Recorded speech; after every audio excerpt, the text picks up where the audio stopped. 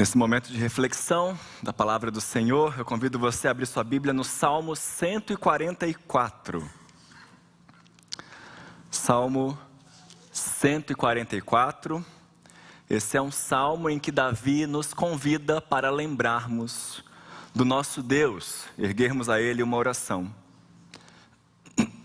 Perdão. E nada mais propício a se fazer no início de ano do que isso. Lembrarmos do nosso Deus, quem Ele é para nós, entregarmos a Ele mais um ciclo que se inicia em nossa vida. Salmo 144, o texto vai passar para você aqui como legenda, mas se você tiver a Bíblia, é muito importante que você abra, leia, volte a ela durante a mensagem também. E que o Senhor nos abençoe na leitura e meditação da sua palavra. Amém? Salmo 144, esse é um salmo de Davi. Bendito seja o Senhor, rocha minha, que me adestra as mãos para a batalha e os dedos para a guerra. Minha misericórdia e fortaleza minha, meu alto refúgio e meu libertador, meu escudo, aquele em quem confio e que me submete o meu povo. Senhor, que é o homem para que dele tomes conhecimento? E o filho do homem para que o estimes? O homem é como um sopro, os seus dias como a sombra que passa. Abaixa, Senhor, os teus céus e desce, toca os montes e fumegarão, despede relâmpagos e dispersa os meus inimigos. Arremessa as tuas flechas e desbarata-os. Estende a mão lá do alto, livra-me e arrebata-me das muitas águas e do poder de estranhos, cuja boca profere mentiras e cuja direita é direita de falsidade.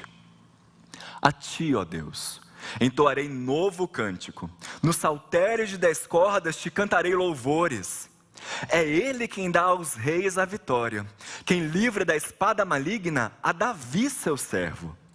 Livra-me e salva-me do poder de estranhos, cuja boca profere mentiras e cuja direita é direita de falsidade. Que nossos filhos sejam, na sua mocidade, como plantas viçosas, e nossas filhas como pedras angulares, lavradas como colunas de palácio. Que transbordem os nossos celeiros, atulhados de toda sorte de provisões. Que os nossos rebanhos produzam a milhares e a dezenas de milhares em nossos campos. Que as nossas vacas andem pejadas, não lhes haja rotura nem mau sucesso. Ou seja, que elas possam se multiplicar. Não haja gritos de lamento em nossas praças. Bem-aventurado o povo a quem assim sucede. Sim, bem-aventurado é o povo cujo Deus é o Senhor. Uma das sensações mais estranhas e esquisitas que nós passamos são os chamados déjà vu. Déjà vu, uma expressão francesa que significa o já visto. É uma expressão que nós utilizamos quando nós sentimos que já estivemos naquela situação e sabemos o que vai acontecer. Sabemos qual é o próximo passo, o que uma pessoa vai falar, qual é o movimento que alguém vai fazer ou que nós vamos fazer. Uma sensação de familiaridade, de que você já passou por aquilo. Nesses dias a minha família tem passado alguns dias aqui em São Paulo e nós fomos a alguns lugares ali no centro. E pudemos visitar já alguns lugares que em anos anteriores já estivemos lá. E em muitos momentos eu tive essa mesma sensação. Eu falei, olha, eu já passei por essa situação aqui. Eu já vi o que vai acontecer, o que meu pai vai falar, o que o meu irmão vai fazer de movimento. Essa situação é muito familiar para mim. Isso é um déjà vu. Guardadas as devidas proporções, eu diria que o Salmo 144 é um salmo de déjà vu. Um daqueles salmos que parecem extraordinariamente familiares, que você tem a impressão que no momento anterior da sua vida, ou do próprio livro de Salmos, você já tinha lido aqueles versículos, só que talvez num outro contexto. E isso é proposital. 2/3 desse salmo são uma reformulação de outros versículos, de versículos adaptados de outros salmos, principalmente o Salmo 8, Salmo 18, Salmo 33, Salmo 104. Mas diferentemente do que os críticos acreditam, esse salmo não é uma grande colagem. Davi não escolheu versículos aleatórios, salmos aleatórios, pensou alguns versículos e juntou todos eles, fez uma simples mistura. Pelo contrário, meus irmãos, nós sabemos que Davi era extremamente habilitado, extremamente capacitado na composição de salmos. Ele inclusive tinha uma equipe de ouro trabalhando junto com ele. E o que ele faz aqui, na verdade, é recapitular os diversos conceitos do livro de Salmos. Se você passou pela década de 1990, você sabe que às 6 da manhã passava na televisão um programa chamado Telecurso 2000. Era uma espécie de videoaulas de diversas matérias, né? E no final de cada aula havia um quadro chamado Se Liga Aí, que é hora da revisão. É isso que Davi faz aqui. Ele está começando a fechar o livro de Salmos e de repente ele fala, se liga aí, que é hora da revisão. Isso porque o Salmo 144 é o último salmo antes do conjunto que fecha, que conclui o saltério. Depois do Salmo 144, nós temos essa grande conclusão do livro de Salmos. O Salmo 145, que vem em formato de acróstico, ou seja, cada linha desse salmo, do Salmo 145, começa com uma letra do alfabeto hebraico na sua ordem. E logo depois vem os salmos de aleluia, que começam ou terminam com a palavra aleluia. E notar a posição do Salmo 144 é muito importante para nós entendermos algo precioso demais para o livro de Salmos. E também o porquê que Davi terminou o Salmo 144 da maneira que ele terminou, falando, feliz a nação cujo Deus é o Senhor. Mas antes de eu falar sobre isso, quero te lembrar que nessa revisão que Davi faz aqui, ele está falando de alguém sempre pronto a nos socorrer. Alguém que está sempre ao nosso lado, que nos resgata em momentos difíceis, que nos salva, que direciona a nossa vida, que nos ajuda nas dificuldades e que garante um futuro tranquilo para o seu povo. E é por isso que, partindo das palavras do Salmo 144, daquilo que Davi deixou registrado para nós, eu quero meditar com você hoje sobre como podemos orar e pedir a Deus pelo novo ano que se inicia hoje. Como orar pelo ano de 2023 e pelos próximos anos, lógico. E em primeiro lugar, como Davi, nós devemos louvar a Deus por quem Ele é. Veja só os versículos 1 e 2. Davi inicia dizendo, bendito seja o Senhor, rocha minha, que me adestra as mãos para a batalha e os dedos para a guerra. Minha misericórdia e fortaleza minha, meu alto refúgio e meu libertador, meu escudo, aquele em quem eu confio e que me submete o meu povo. Davi está reconhecendo de onde vinha a sua força, quem era Deus para ele. Você pode perceber que todas as imagens que ele utiliza aqui, as palavras, estão relacionadas com livramento, com socorro, com proteção. Ele reconhece Deus como aquele que o protegeu, que o livrou e que o preparou para as grandes batalhas que ele deveria enfrentar, para os grandes desafios da sua vida. Meus irmãos, meditar em quem Deus é para nós fortalece a nossa confiança, aumenta a nossa fé e nos ajuda a olhar para o futuro com a expectativa correta.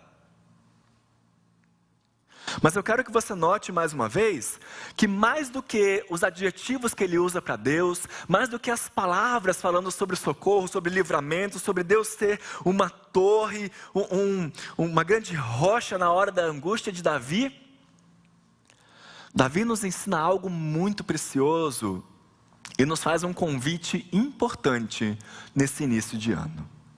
O convite para experimentarmos Deus de maneira pessoal. Por isso que eu fiz tanta questão em enfatizar os pronomes possessivos que ele utiliza.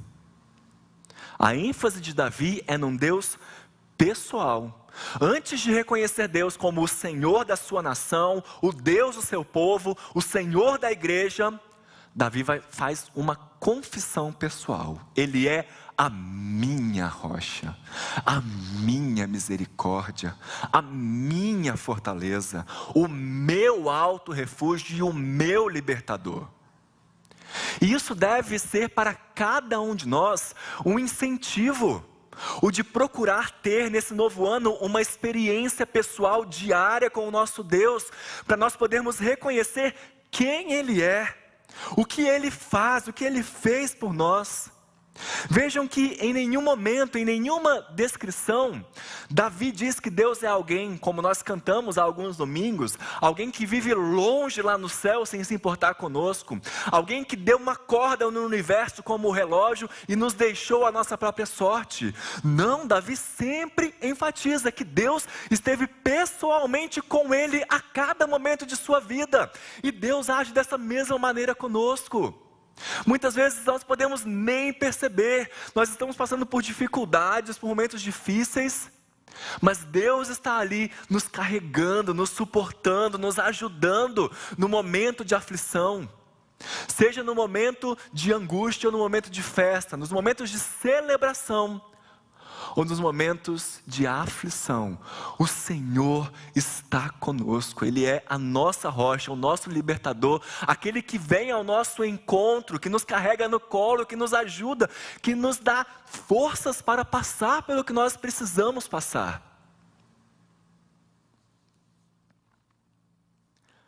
Martinho Lutero costumava dizer que a verdadeira religião se encontra nos pronomes pessoais.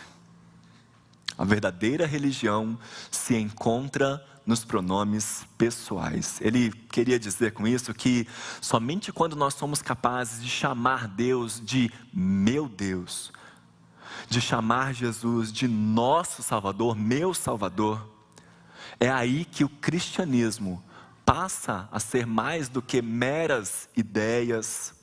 É aí que o cristianismo se torna verdadeiramente real para nós. Porque ele não é mais só o nosso Deus, o Deus da igreja. Ele é o meu Deus, o seu Deus. Ele está comigo, Ele está com você a todo momento. Lembram-se de Tomé? Duvidava, não acreditou na palavra, no testemunho dos seus colegas. Falava, eu preciso ver, eu preciso tocá-lo para entender se é verdade que Jesus ressuscitou. E então, quando Jesus se manifesta a ele, quando ele recebe o Senhor, quando ele é atingido pela presença de Jesus à sua frente, quando ele vê as marcas de Jesus, ele cai aos pés de Jesus e diz o quê? Senhor meu e Deus meu. Quem é Deus para você? Uma ideia distante? Uma ilusão? Um delírio, como diria Richard Dawkins, um dos maiores ateus aí? O ópio do povo? Para Davi, o Deus de Israel se tornou o seu melhor amigo, o seu amor. Deus é o nosso treinador, aquele que nos prepara para lutar as batalhas da vida. Ele é um Deus pessoal, um Deus que se lembra da sua aliança e que está com todos aqueles que o buscam. Por isso, reconheça quem Deus é para você. Em segundo lugar, como Davi, nós somos chamados a reconhecer quem nós somos. Olha só, o versículo 3 e o versículo 4. Senhor, que é o homem para que dele tomes conhecimento? E o filho do homem para que o estimes? O homem é como um sopro, os seus dias como a sombra que passa. Notem que há um contraste com a primeira parte, né? A primeira parte ele reconhece que Deus é tudo. E agora, quando ele para pensar, ele se admira. O fato de Deus tomar conhecimento de quem nós somos e responder às nossas orações. Reconhecer quem nós somos nos incentiva a depositar a nossa confiança em Deus. Portanto, Davi ainda tinha mais motivos para louvar a Deus, porque sem Deus ele reconhece que ele não é nada, que ele é um mero mortal que passa rapidamente. Mas porque Deus o libertou repetidas vezes, apesar da sua insignificância, ele estava confiante a mais uma vez se voltar para Deus e pedir novamente, suplicar novamente por socorro. O que Davi faz aqui é recordar que Deus é quem é e faz o que faz, não por nossa causa. Deus não é a nossa rocha, o nosso libertador, o nosso refúgio, o nosso auto-socorro, que treina a nossa mão para a batalha, porque nós merecemos, porque nós somos bonzinhos, porque Ele vê algo de bom em nós. O que Deus fez e faz por Davi aqui, não é porque Davi merecia, e você sabe que Davi não merecia. Davi sabia que ele não merecia. Ele reconhece que ele era vaidade, ele era pó, que a sua vida passava como um sopro, que diante de Deus ele era extremamente limitado, ele se sentia impotente. E nós também devemos reconhecer isso. A posição que nós ocupamos, o nosso dinheiro, as capacidades que temos, as habilidades, tudo isso, meus irmãos, vem de Deus. Em suas orações, reconheça sua pequenez diante do Todo-Poderoso Deus. Reconheça sua falha, sua necessidade. Reconheça que sem Deus você está perdido, você não é nada. Mas lembre-se e note que uma vez que Davi entende que Deus é por ele, apesar da sua pequenez, agora então ele pede que Deus haja em seu favor. E nós podemos e devemos fazer o mesmo. Esse é o terceiro ponto da nossa oração, a súplica pela intervenção divina. Olha aí os versos 5 a 8, Davi pede coisas tão específicas. Abaixa, Senhor, os teus céus e desce. Toca os montes e fumegarão. Despede relâmpagos, dispersa os meus inimigos. Arremessa as tuas flechas e desbarata-os. Estende a mão lá do alto, livra-me, arrebata-me das muitas águas e do poder de estranhos, cuja boca profere mentiras e cuja direita é direita de falsidade. Notem que Davi, ele se vê novamente passando por tribulações, por perseguição, e por se lembrar que Deus é o seu socorro, a sua fortaleza, a sua rocha, ele sabe exatamente para quem correr. Como uma criança, quando fica com medo, vai correndo para trás do seu pai, da sua mãe. Davi pede aqui pela manifestação de Deus frente aos grandes desafios que ele estava enfrentando. Às vezes, nós nos vemos com alguns inimigos, ou em situações que parecem muito maiores do que nós não vamos conseguir, que vamos sucumbir ao desespero. Talvez alguns de nós estão entrando nesse ano com pouco ou nenhum otimismo, desacreditando que as coisas podem ser melhores. É justamente nesse momento que a nossa súplica deve acontecer. A nossa oração deve conter essa súplica para que Deus intervenha, para que Deus se manifeste. Essa linguagem que Davi utiliza aqui, de trovões, de relâmpagos, de montes fumegando, estão relacionados a uma teofania, ou seja, a manifestação de Deus entre o seu povo. Foi exatamente isso daqui que aconteceu quando o povo tinha saído do Egito e parou aos pés do Monte Sinai.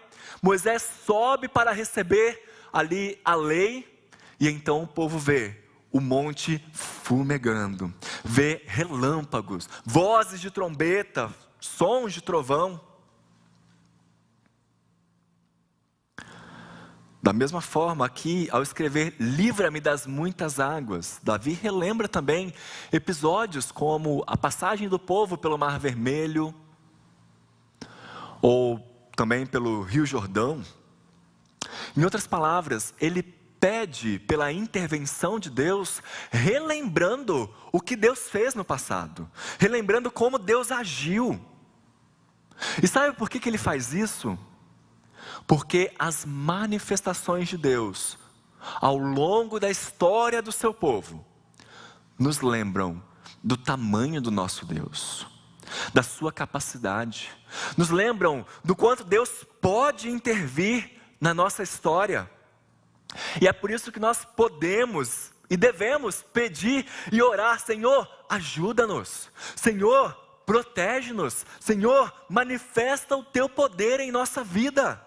Quando nós estivermos doentes, Senhor, vem com a tua cura.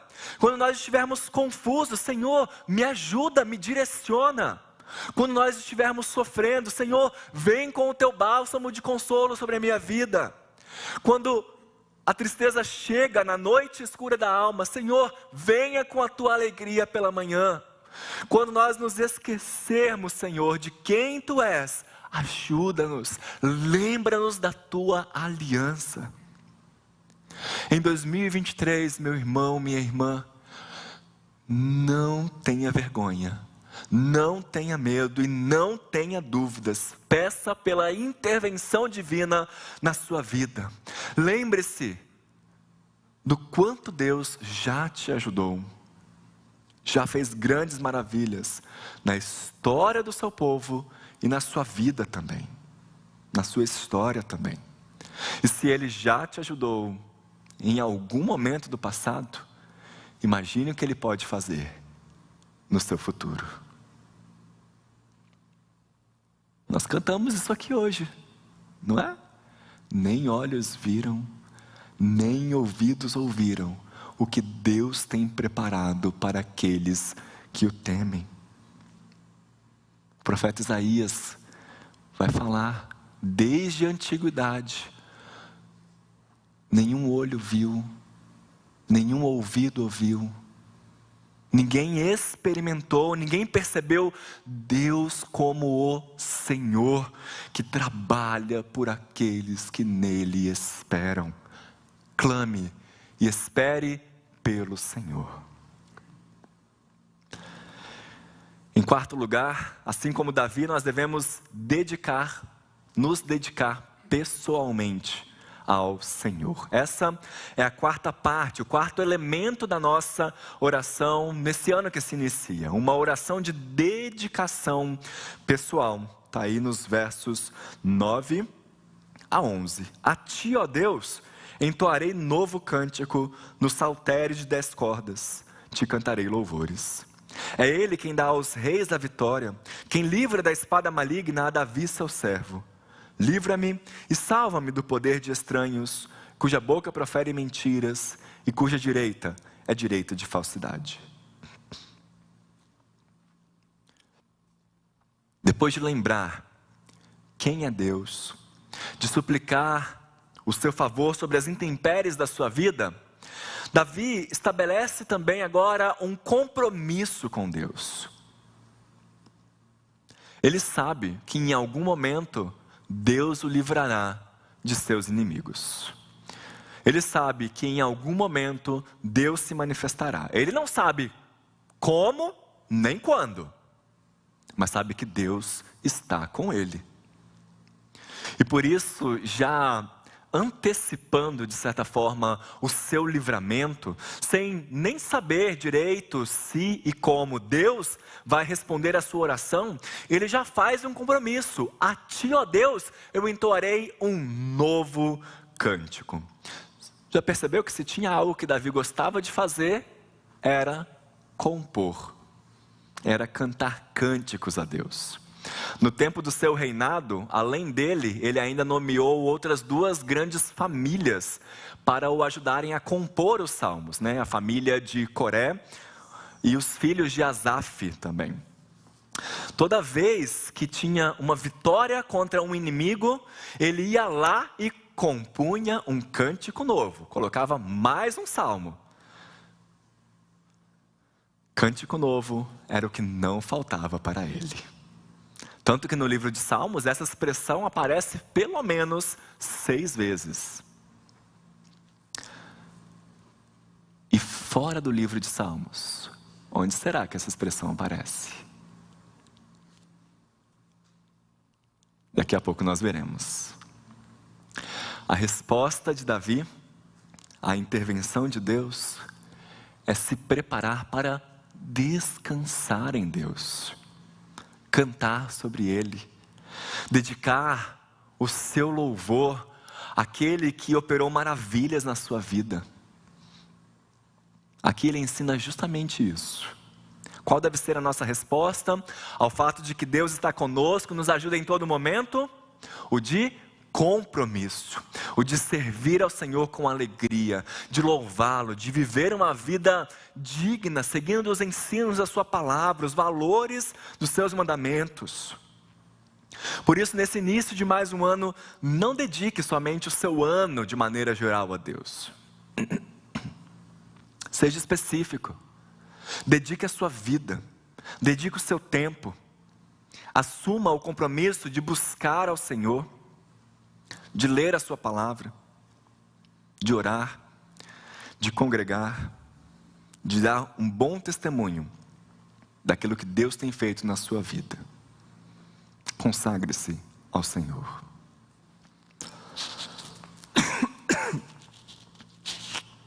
Perdão, meus irmãos.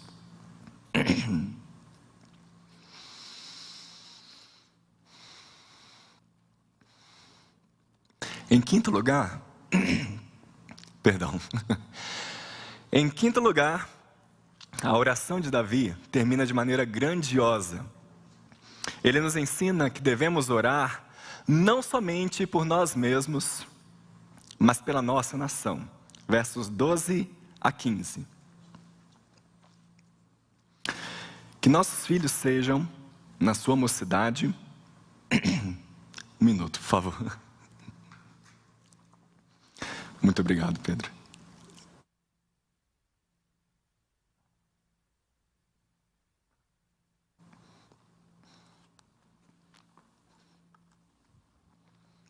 Versos 12 a 15. Que nossos filhos sejam, na sua mocidade, como plantas viçosas, e nossas filhas como pedras angulares, lavradas como colunas de palácio, que transbordem os nossos celeiros, atulhados de toda sorte de provisões, que os nossos rebanhos produzam a milhares e a dezenas de milhares em nossos campos, que as nossas vacas andem pejadas, não lhes haja rotura nem mau sucesso, não haja gritos de lamento em nossas praças. Bem-aventurado o povo a quem assim sucede. Sim, bem-aventurado é o povo cujo Deus é o Senhor.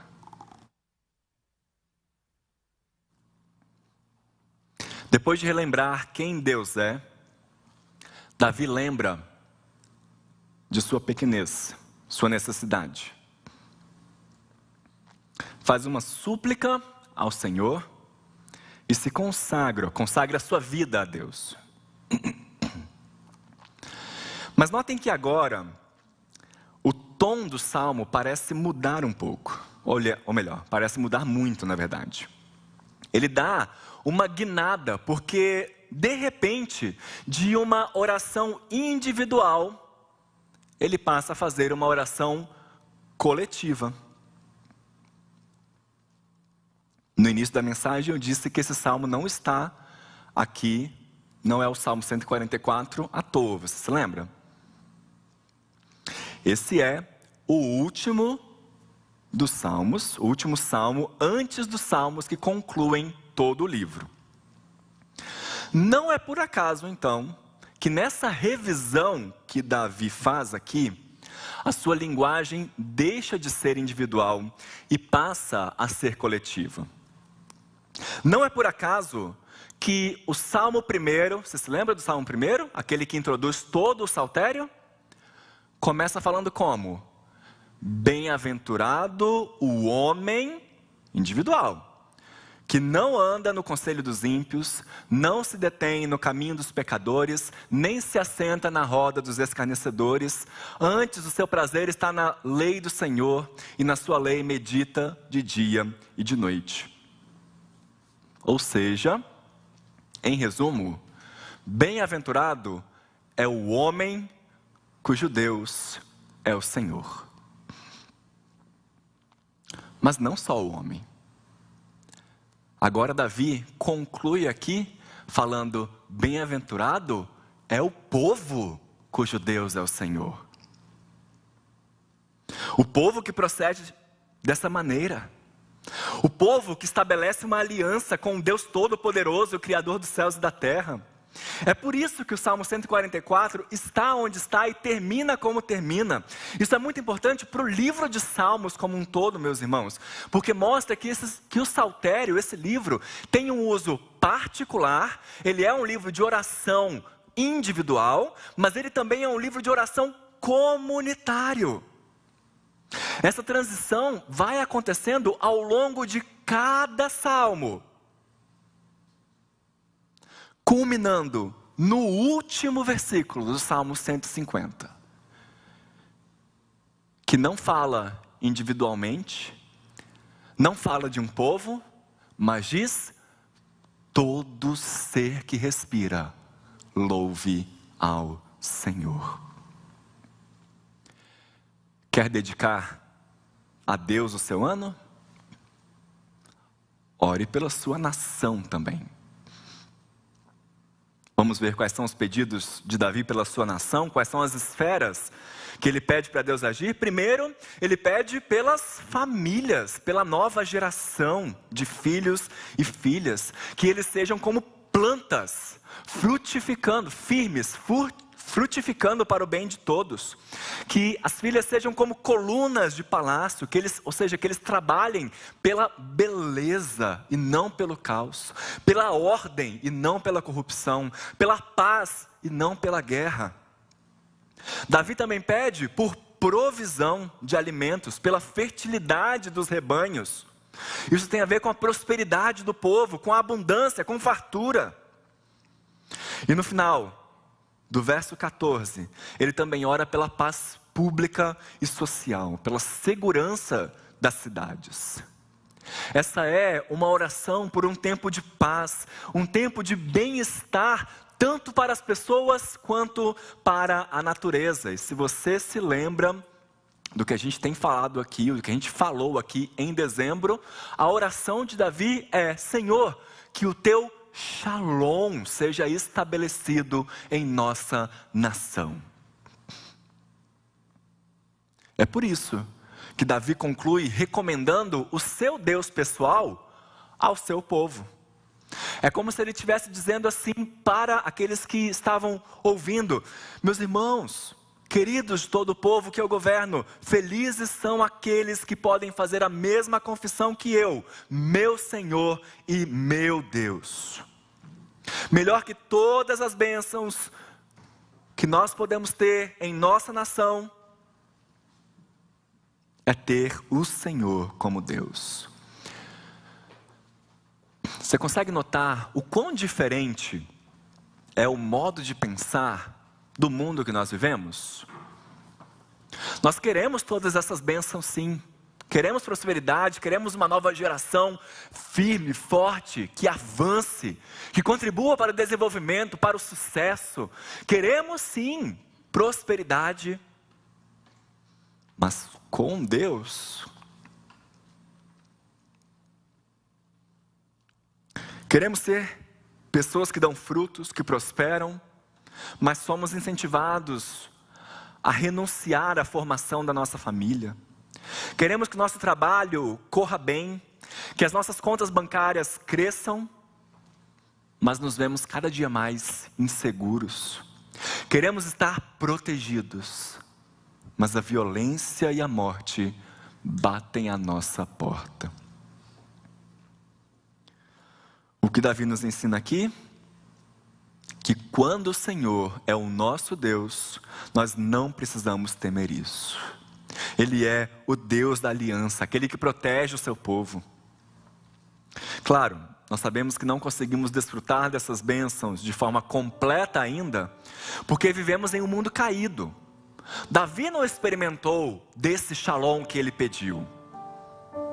Não experimentou isso com toda tranquilidade. As nossas famílias ainda falham. Nem sempre nós vivemos livres de necessidade. Quantas vezes corremos perigo físico? Mas nós somos abençoados por Deus do mesmo jeito. Porque conhecer ao Senhor e tê-lo como nosso Deus é a maior de todas as bênçãos. Conhecer e servir a Deus é o melhor caminho. E o caminho mais seguro para todas as outras bênçãos. Por isso, quer consagrar a Deus o seu novo ano? Lembre-se de dedicar a Deus a sua vida, mas também rogar a Ele por sua família, por sua igreja, por seu país. Então, as 5 partes da oração de Davi, que pode ser a nossa oração também: reconhecimento de quem Deus é, reconhecimento de quem nós somos, súplica pela intervenção divina, dedicação pessoal e súplica pela nação. E para encerrarmos, existe mais um elemento na oração de Davi que é importante incluirmos em nossa oração também, que está relacionado à expectativa. Nós já vimos que Davi estava passando por algum momento difícil na sua vida. Mais uma vez, os inimigos tentavam destruí-lo, desviá-lo do alvo. E por isso ele pede a intervenção de Deus. E nós sabemos que ao longo do tempo, Deus foi respondendo à oração de Davi.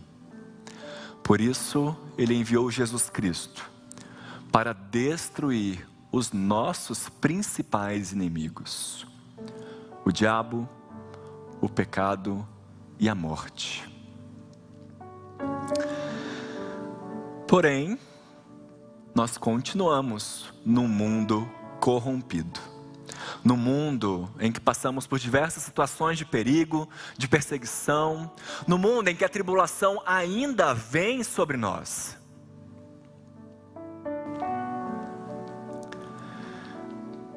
A resposta final e efetiva da oração de Davi só acontecerá na segunda vinda de Cristo, quando Ele destruirá os ímpios, os inimigos da sua igreja. Essa é a descrição que o livro de Apocalipse traz para nós. Jesus retornando em glória para buscar a sua igreja e transformar esse mundo nesse lugar descrito aqui no final do Salmo. E ali, juntos, os remidos entoarão o quê? Um novo cântico, como o salmista está disposto a fazer aqui no verso 9. Isso traz uma perspectiva escatológica para esse salmo e para a nossa oração também. Uma oração para que Deus realize os seus planos, para que Jesus retorne em glória. E então, na sua segunda vinda, quando Ele vier com as nuvens, Ele derrubará todos os inimigos de uma vez por todas e trará uma era de paz, de prosperidade como o mundo nunca viu. Cada vitória que nós experimentamos hoje, pequenas vitórias, são um vislumbre desse poder, desse amor, e antecipam a vitória final de Cristo, a nossa vitória final. Por isso, adicione também à sua oração no início desse ano um pedido: Senhor, cumpra o teu plano para a tua igreja. Maranata, ora vem, Senhor Jesus. Apressa-te, Senhor, vem buscar-nos, vem transformar esse mundo mau, de sofrimento e violência, em um mundo de paz, onde a tua justiça reina. É isso que nós aguardamos, essa é a nossa expectativa, Senhor. Que essa seja a nossa oração, a nossa expectativa em mais um ano que se inicia. Amém? Deus te abençoe.